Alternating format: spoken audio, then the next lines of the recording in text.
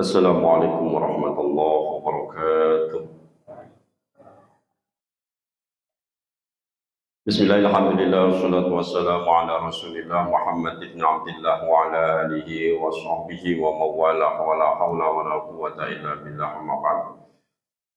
Hadratil mukarramin para alim wabil khusus jamaah maghrib salat salam asar maghrib di Masjid Rahmah yang insyaallah semuanya mendapatkan ridho dari Allah SWT. Marilah kita sama-sama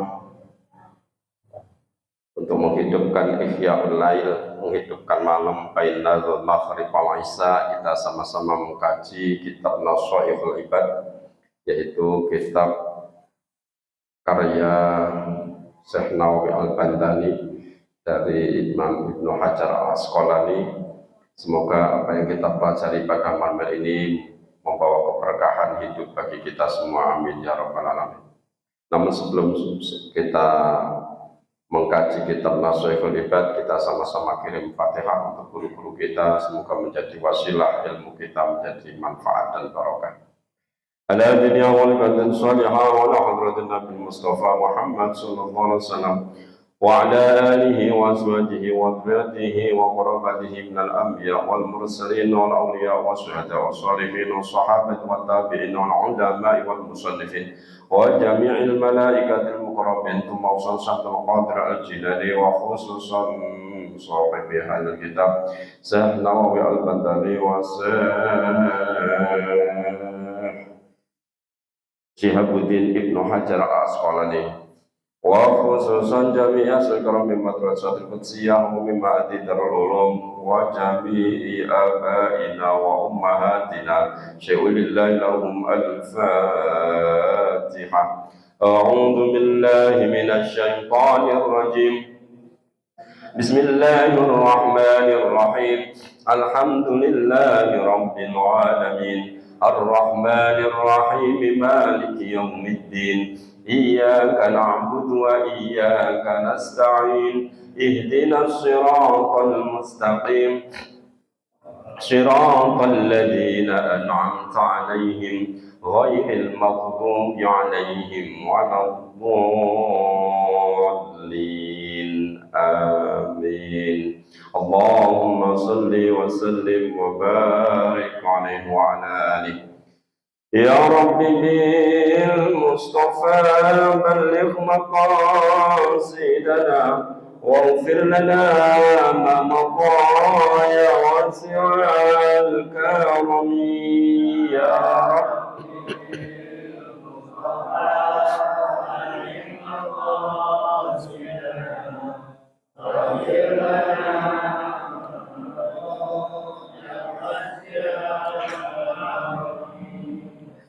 أمن تذاكر الجيران بذي سلمي مزجت دمعا جرى من مقلة بدمي يا رب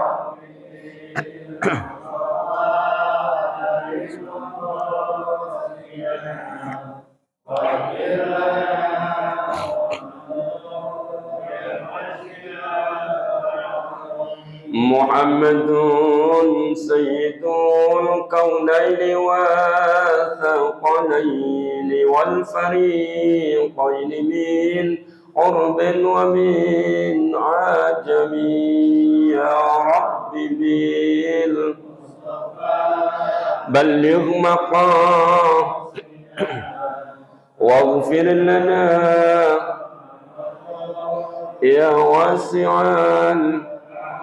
هو الحبيب الذي ترجى شفاعته لكل هول من الأهوال مقتحم يا رب بلغ مقام واغفر لنا يا واسع يا أرحم الراحمين يا أرحم الراحمين يا أرحم الراحمين فرج على المسلمين يا رب بالمصطفى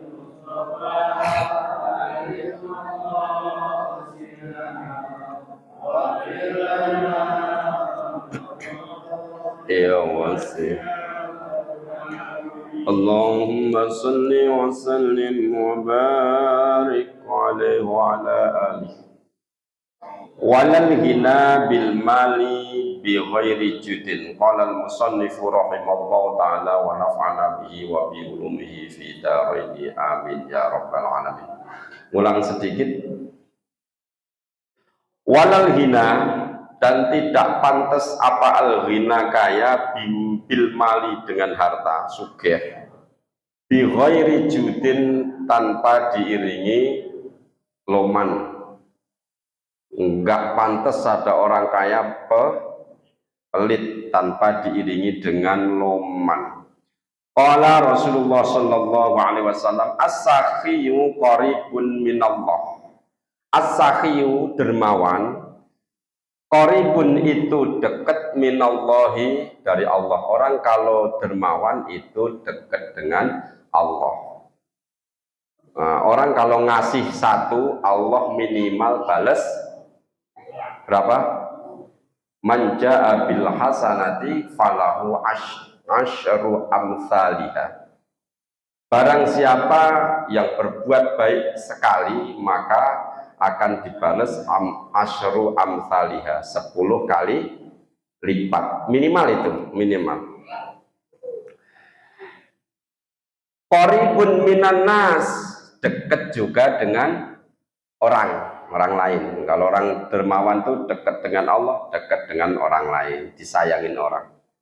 Qaribun minal jannah, dekat juga dengan surga. Kemarin dah tak terangin, kita baca aja. Ba'idun minan nar, jauh dari neraka. Insya Allah orang yang dermawan asal kuncinya dia muslim dan mukmin itu insya Allah masuk surga. Wal bakhilu, dan orang yang bakhil, pelit, medit, buntut kasiran. Ba'idun itu jauh minallahi dari Allah. Orang yang bakhil itu jauh dari Allah.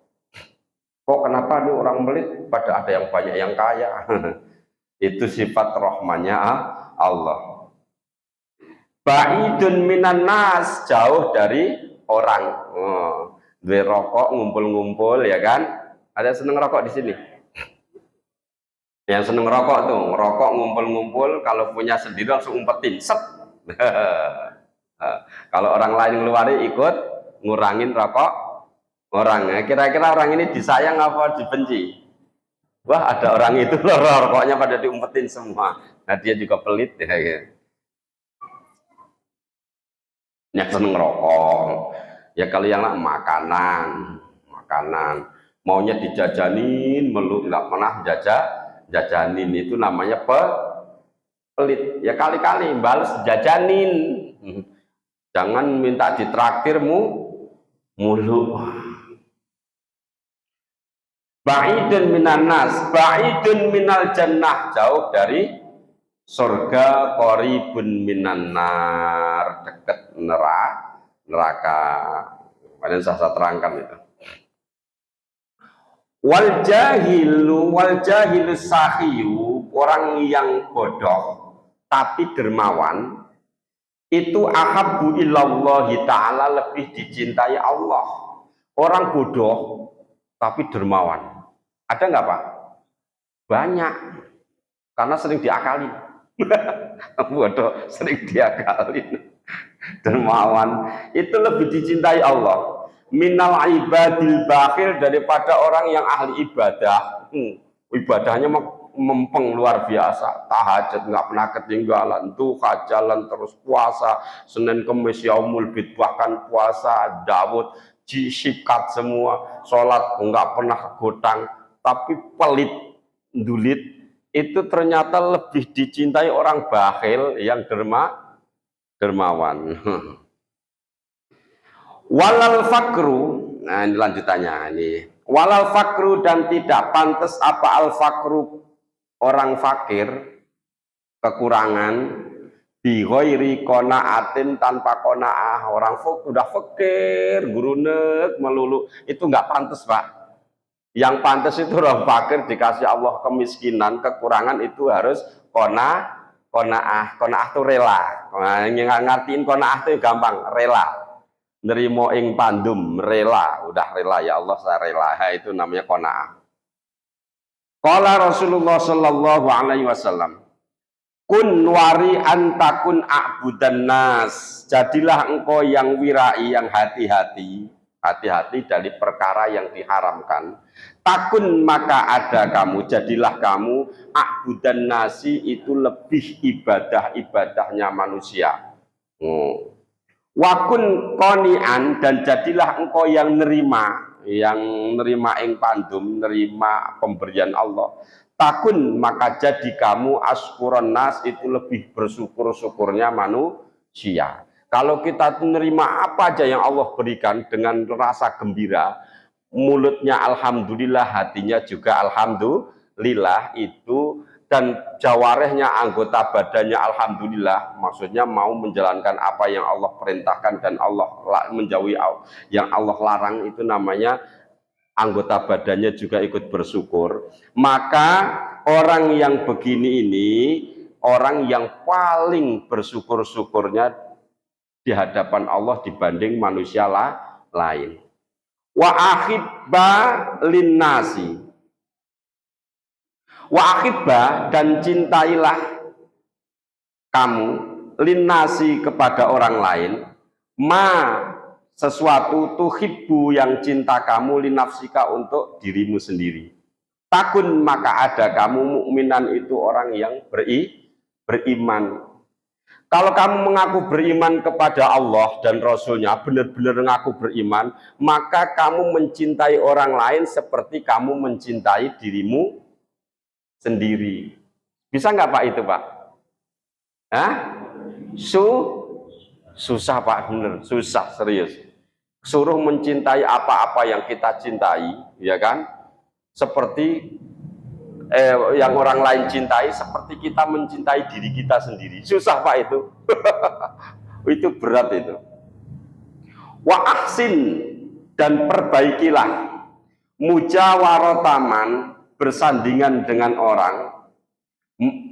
Jawaroka, yang bersanding orang tadi kepadamu. Takun maka ada kamu musliman, itu orang yang muslim, orang Islam, orang yang pasrah, berserah diri. Maka kalau kalian bertetangga, gini aja enaknya nih, dengan seseorang, dengan tetangga yang lain, maka bertetanggalah yang baik. Maka kamu kalau mau bertetangga, berbuat baik dengan orang yang di samping kanan kiri kita, tetangga kita, kamu itu benar-benar orang yang berserah diri, orang yang Islam. Islam itu apa artinya? Berserah diri, pasrah. Islam itu. Wa akillah dohka, wa akillah, dan sedikitkanlah ad-dohka, tertawa. Sedikitkanlah kamu bertertawa.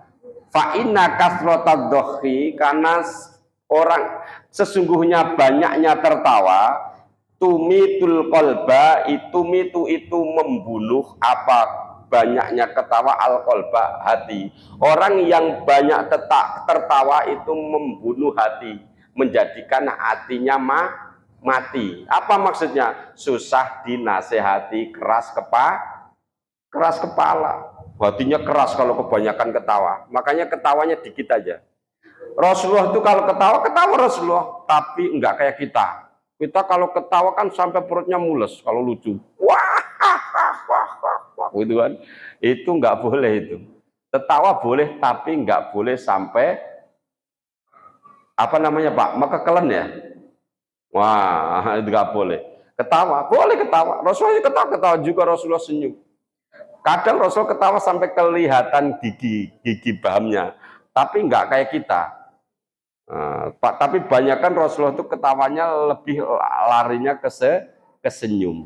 Karena kalau senyum itu kan tabassumuka fi wajhi akhika sodaqoh, senyummu kepada tetanggamu, kepada saudaramu, kepada temanmu, itu adalah bernilai sedekah. Rasulullah itu banyak tersenyum. Qala Abdullah ibnul Mubarak, Idharul ghina fil fakri ahsanu minal fakri.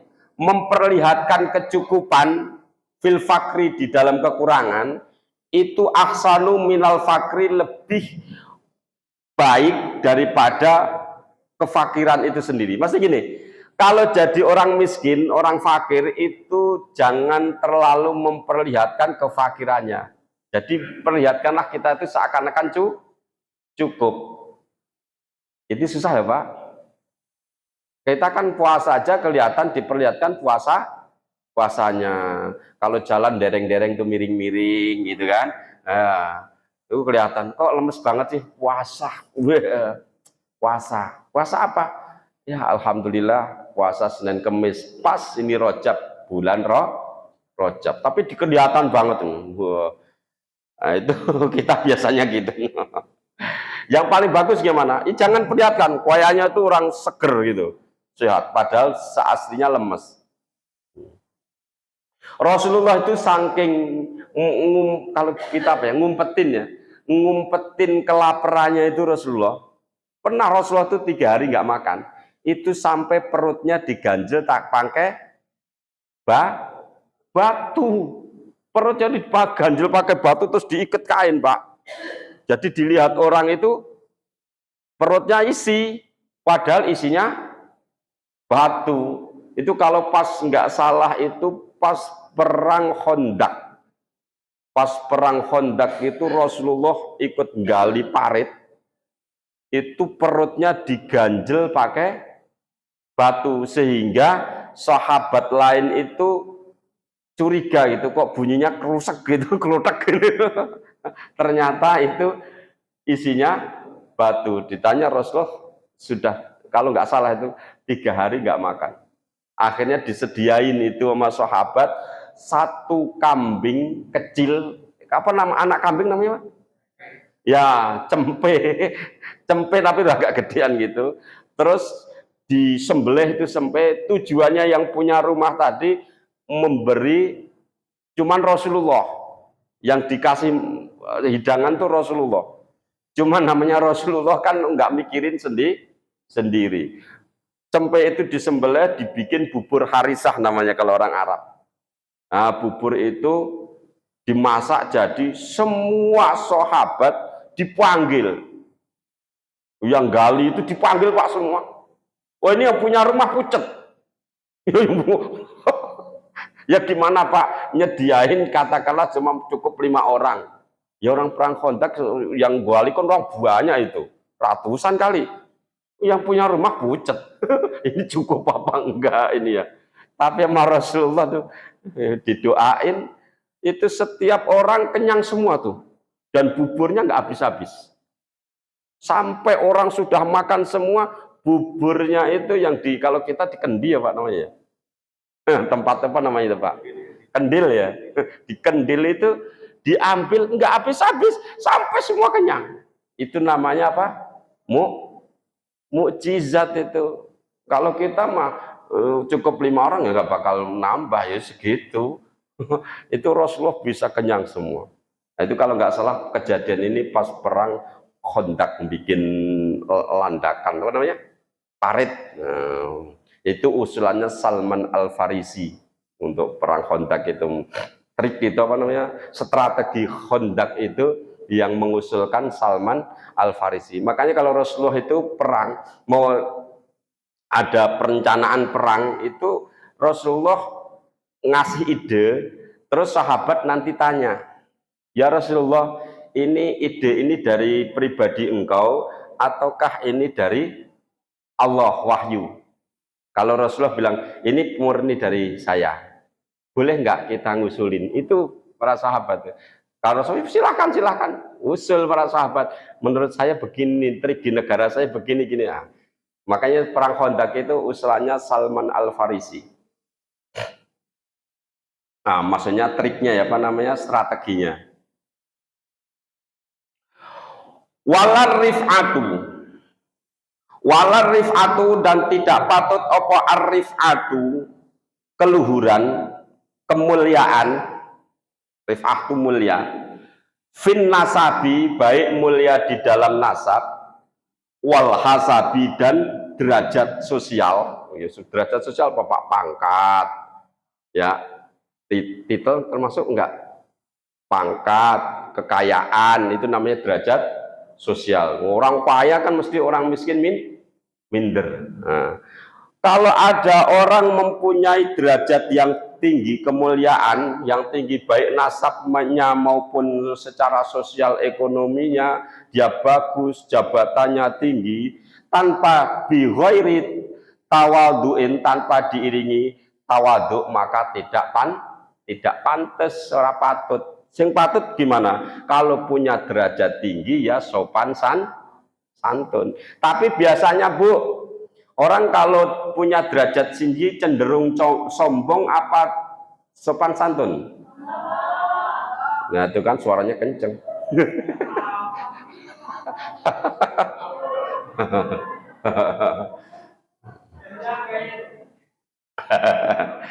Tuh orang kalau derajatnya tinggi cenderung jabatan. Datang ada tamu gubernur mesti beda Pak, cara jalannya beda, bawa pengawal, mobilnya juga bagus, handphonenya juga nggak mungkin main handphone acak kadul kayak kita ya, nggak jelas mereknya ya.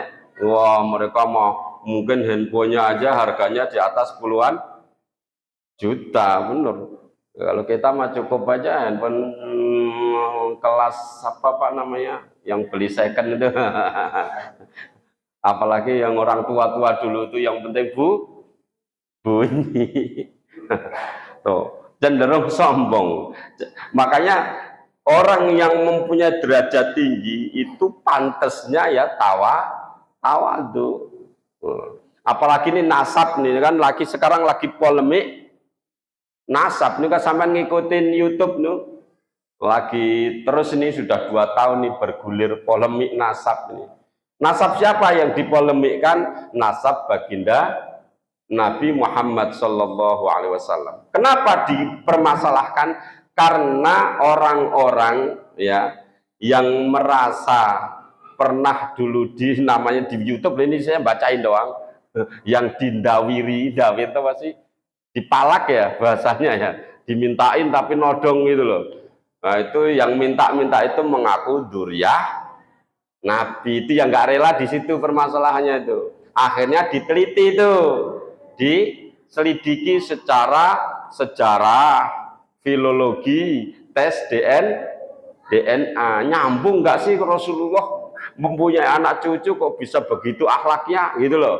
Kalau ceramah kenapa yang keluar, mohon maaf nih bonbin banyak yang keluar, ini pantas nggak? Nah, ini sekarang diteliti ya, kita nggak usah ikut-ikutan, ini ngomongin aja, pengalaman aja. Nah, itu mereka beneran dzurriyyah Nabi Muhammad apa palsu, biarin besok urusannya di akhirat. Kalau bohong ya besok urusannya udah diluruskan nama yang benar. Kalau benar ya ntar yang meluruskan juga diluruskan juga Pak Allah. Makanya udah kita nggak usah ikut-ikutan.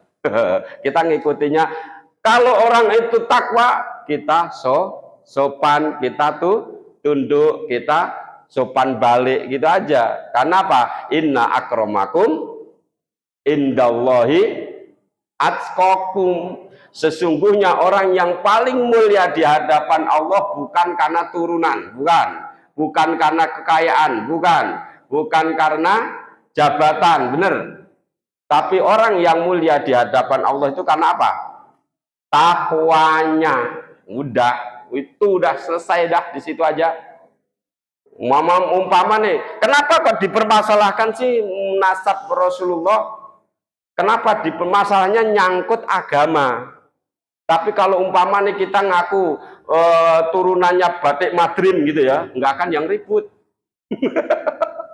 Bodo amat loh turunannya Batik Madrim, kayak mau turunannya siapa Raja Jawa gitu, orang nggak makan ngusik-ngusik karena namanya orang biasa ya. Ini kenapa rada diribetin? Karena ada urusannya dengan Nabi Muhammad itu permasalahannya.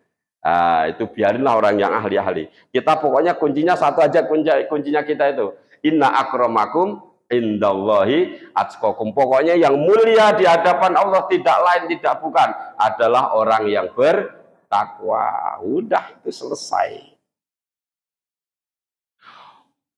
Tawadhu itu apa sih? Wahwal istislamu lil haqqi. Orang yang menyerah, berserah diri atau ya taslim lil haqqi kepada perkara yang hak. Kalau di perkara yang hak manut gitu loh. Udahlah kalau itu hak manut aja, ikutin aja. Contohnya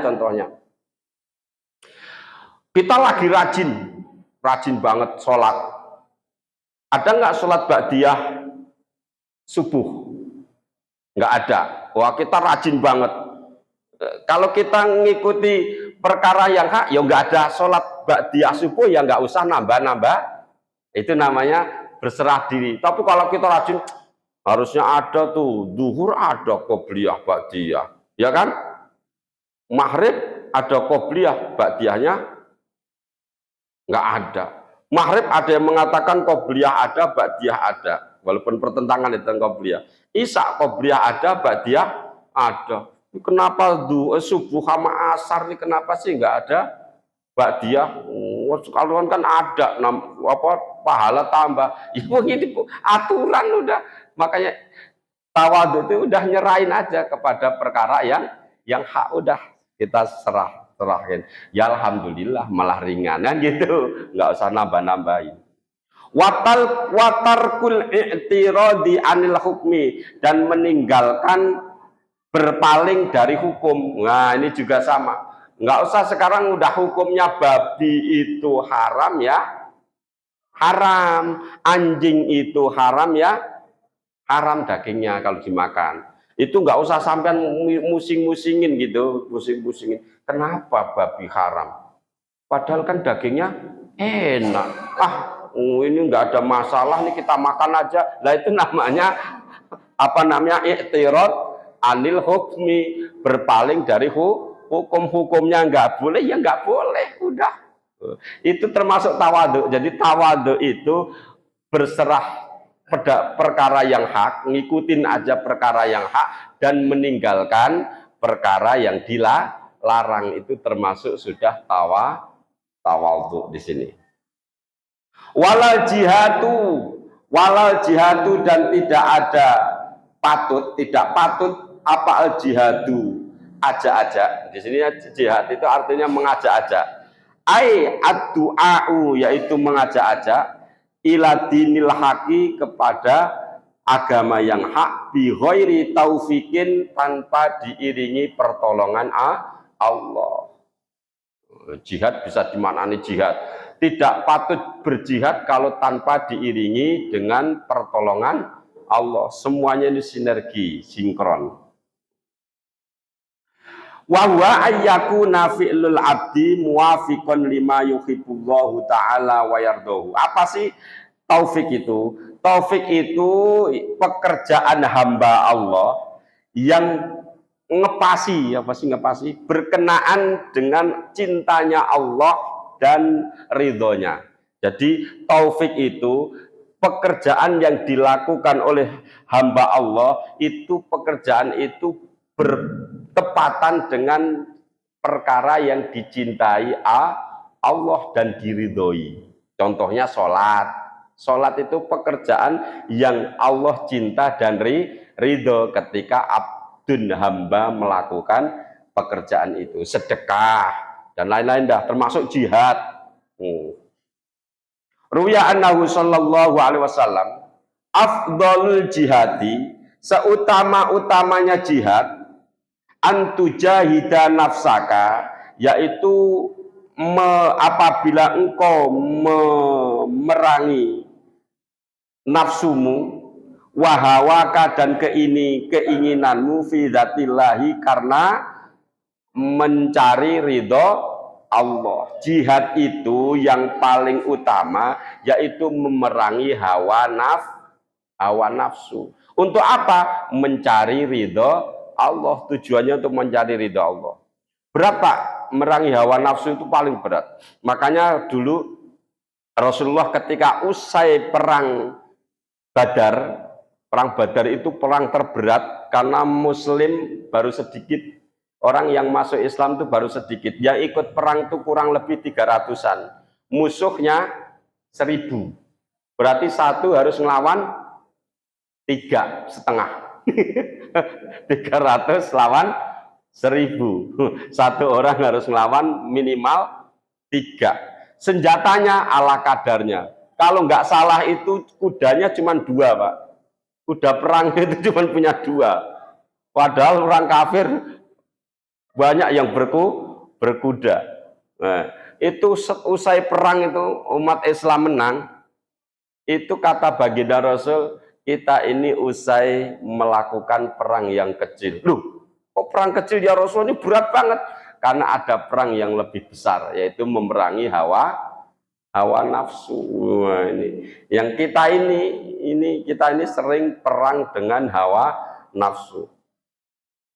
Makanya sering saya terangkan, Syekh Abdul Qadir Jilani itu pernah berfatwa bahwa kenapa sih hawa nafsu setelah dikalahkan besok nongol lagi, setelah dikalahkan nongol lagi, nggak terus kalah udah selesai gitu.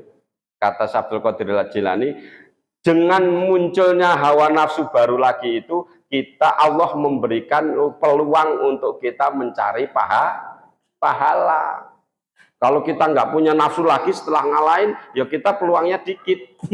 Makanya dikasih lagi supaya perang lagi. Contohnya nih, ibu-ibu, bapak-bapak, sholat malam, sholat bangun jam 3. Berat apa ringan, Bu?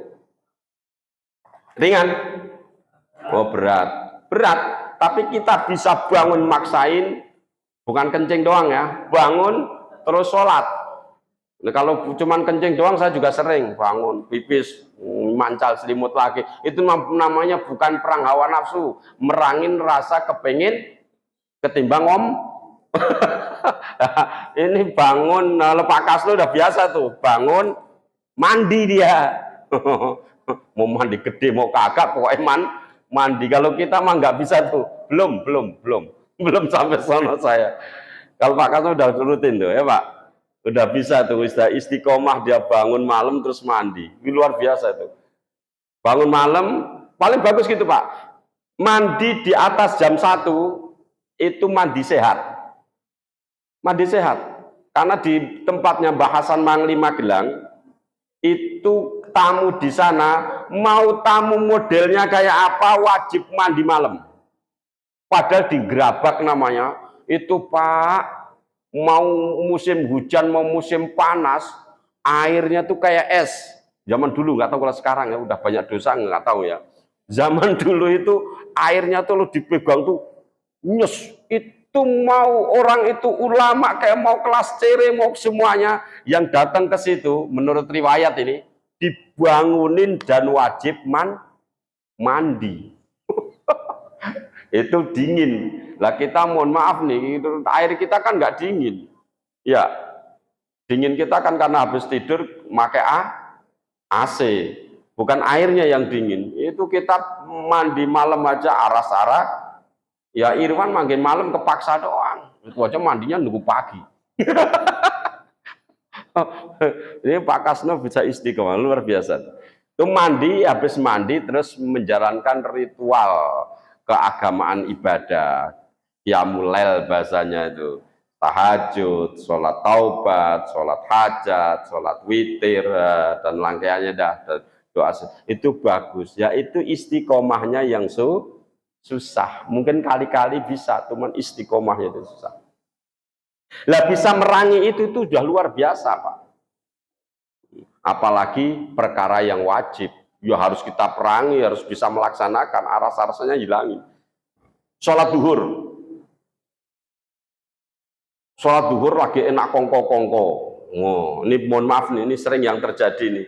Lagi enak ngobrol. Ada panggilan adzan.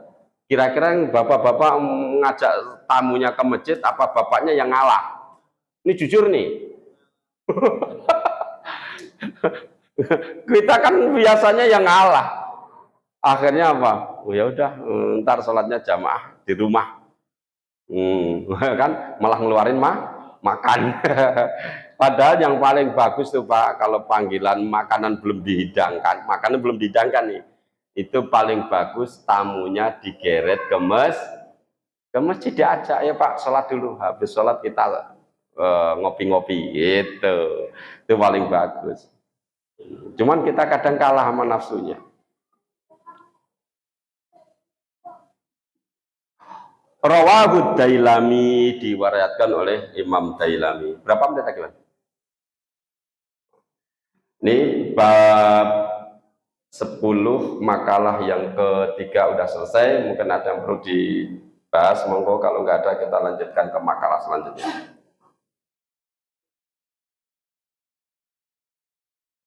Nggak ada? Cukup? Kalau nggak ada kita lanjutkan. Wal maqalatur rabi'atu, makalah yang keempat. Qala Utsman radhiyallahu an, telah berkata siapa sahabat Utsman radhiyallahu an, semoga Allah meridhoi, artinya gitu. Radhiya meridhoi siapa Allah anhu saking dari sahabat Utsman, yaitu kita mendoakan semoga Allah meridhoi sahabat Utsman. Utsman itu khalifah yang keberapa Pak? Khalifah yang ketiga setelah Umar bin Khattab. Adyaul asya, lebih sia-sianya sesuatu, dianggap sia-sia. Asadul asya, asad itu banget ya. Bangetnya sesuatu, halakan apa rusaknya, itu asyaratun, ada 10. Ada 10 perkara yang banget sia-sia, dianggap sia-sia itu. Yang pertama dianggap sia-sia, alimun, orang yang alim. Orang alim dianggap sia-sia. Kenapa? La yus'alu anhu, ilmunya enggak pernah ditanyain orang. Yo alim nih, ada orang alim, wah sekolahnya SSSSS ya, tapi nganggur itu maksudnya itu kerjanya cuman urusan dunia aja, ilmunya nggak pernah dipakai. Ini namanya sangat sia-sia. Udah mondok ya kan, kadang sekolahnya nyambung ke luar negeri, ke Al Azhar Kairo, wow, S1 di Al Azhar, ngelanjutin S2-nya di Madinah, tapi pulang kembali ke Indonesia melanjuti lagi S3 di UIN umpama. Habis itu kerja doang isinya, nggak pernah menyebarkan ilmu. Ini namanya ilmunya sia-sia Pak, sayang itu. Dimintai pertanggungjawaban nggak kira-kira kayak gitu? Dimintain Pak, dimintain besok. Wa ilmun dan ilmu, yang orang yang mempunyai ilmun la yu'malu bihi, yang tidak diamalkan. Ini juga sia-sia. Ilmu ada Pak, ngerti kita di bulan Rajab itu banyak pahala puasa, tapi sebulan full nggak pernah puasa. Ini namanya sia-sia. Sayang Pak, ambil berapa? Kalau mau ringan 3 hari aja ambil yaumul bid, niatin 2 niat aja sekaligus, puasa yaumul bid dan puasa bulan yang dimuliakan, bulan Rajab, itu boleh.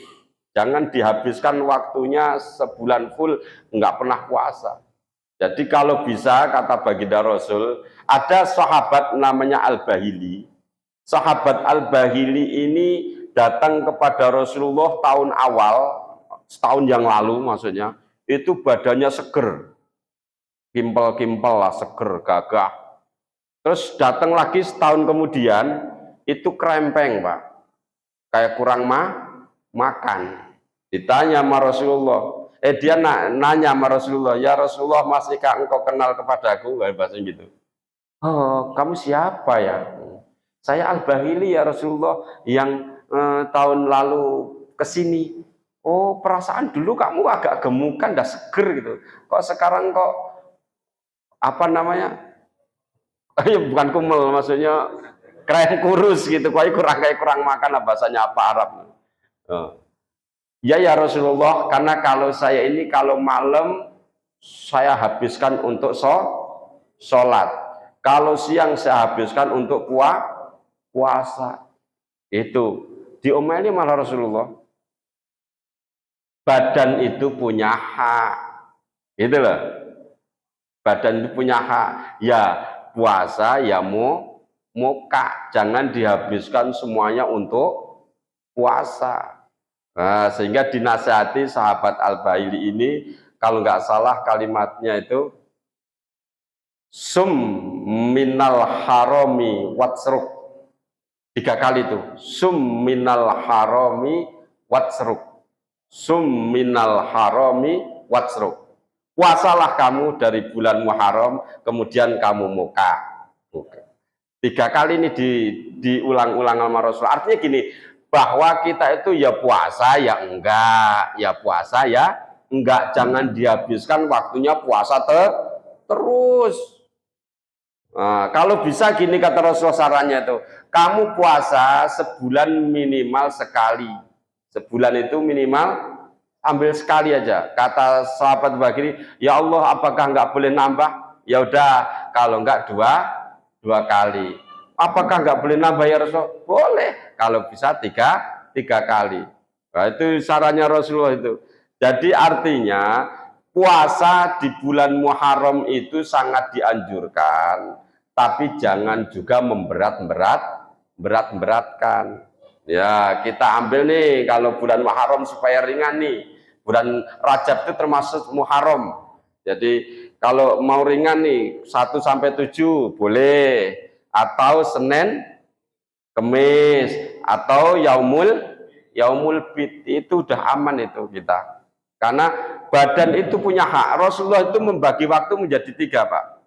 1 untuk Allah, 1 untuk keluarga, 1 lagi untuk ma'isyah, untuk kalau kita nyari penghidupan. Itu Rasulullah bagi menjadi 3. Lah kita pun kalau bisa juga sama, jangan dihabiskan waktunya maisah semua. Pagi berangkat kantor, pulang kantor gojek sampai jam 12 ya kan. Wah, jam 12 malam tidurnya sampai nggak ke rumah, tidurnya di pom bensin. Ntar bangun pagi berangkat kantor lagi, remek-remek. Yakin itu remek nggak badan Pak? Remuk itu. Nyiksa itu nggak boleh, ya ada haknya. Badan itu juga perlu istirahat, pulang jam 6, jam 8 lah, kalau yang orang kerja itu paling tidak jam 9 sudah mulai tidur, bangun jam 3:30, sholat tahajud, berangkat kantor. Itu rutinitas yang bagus. Kadang santai sama keluarga, Sabtu Minggu jangan dihabiskan. Itu dari Senin narik sampai Minggu, nggak ada untuk keluarga. Kadang istri mau ngajak makan bareng aja susah. Ini namanya nggak bisa bagi waktu. Itu nggak disarankan Rasulullah. Yang disarankan Rasulullah itu ya ada istirahat, ada kerja, ada ibadah. Terus gimana Ustadz kalau dibagi semuanya ibadah? Ya juga salah. Pokoknya sehari-hari plek-plek ke masjid. Itu juga nggak boleh juga. Nggak pernah pulang, istrinya suruh mengirim pakai rantang. Iyalah. Itu juga nggak boleh. Jadi ya dibagi-bagi. Ada ke masjid, ada di rumah, ada dakwah, itu berputar. Nah, jangan dihabiskan semua waktu untuk ibadah, jangan dihabiskan waktu untuk kerja, jangan dihabiskan pula juga untuk santai-santai doang. Salah semua. Yang paling bagus pembagian waktu tadi. Ajaran Rasulullah itu. Berapa menit, Man? 3 menit. Saya selesaikan. Qala badil udaba, telah berkata siapa ahli sopan santun, ahli adab, al ilmu abdalu kholafin. Ilmu itu seutama-utamanya tinggalan. Punya tinggalan itu paling bagus adalah warisan lah ini. Saya anggap warisan dah. Sebagus-bagusnya warisan adalah ilmu, Pak. Sampai mewarisi anak, harta, ilmu, mulia mana? Lebih manfaat mana? Ilmu. Warisan cepat entek, Pak. Apalagi nggak diiringi dengan ilmu buat rebutan. Wal amalu bihi akmalu syarofin, dan mengamalkan ilmu itu lebih sempurnanya kemuliaan. Punya ilmu diamalkan itu sempurna. Makanya wa kullu man bi ghairi ilmin ya'malu amaluhu mardudatun la tuqbalu. Setiap orang yang beramal tanpa diiringi dengan ilmu, maka amalnya tertolak. Tapi sebaliknya, punya ilmu enggak diamalkan itu juga sama, malah dosa jatuhnya. Nah ini, jadi dari keterangan Sayyidina Utsman yang sampai ini, itu satu, ilmu dianggap sia-sia kalau tidak ada yang bertanya. Enggak bertanya itu maksudnya enggak disebarin gini, Pak. Itu sia-sia ilmunya. Yang kedua, ilmu yang tidak diamalkan itu juga dianggap sia-sia. Makanya punya ilmu disebarkan, dikasih tahulah temennya, dikasih pengertian. Ini halal, ini haram, ini boleh, ini enggak. Kalau enggak tahu, ya ngomong enggak tahu. Pak, ini hukumnya bagaimana, Pak? Wah, saya belum mengerti nih. PR ya, gitu. Ada iklan. PR ya, iya apa-apa. Sufyan Ats-Tsauri kalau nggak salah, itu ulama besar, Pak. Ada 30 atau 40 pertanyaan, itu cuma bisa jawab 3. Saking jujurnya, takut salah. Itu ulama besar.